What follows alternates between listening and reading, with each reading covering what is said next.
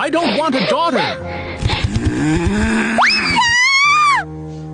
Get out of my house. Now! Marry me.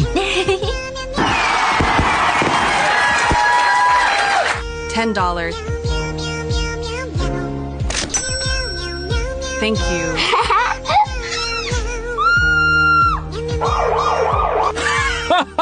It's a boy! My son! 33 years later.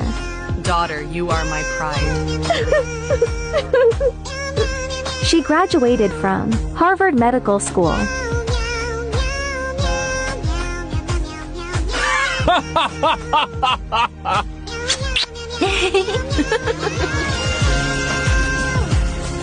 Old man, I won't spend a single penny on you. No money. It's okay, sir. I'll help you. It's you, my daughter.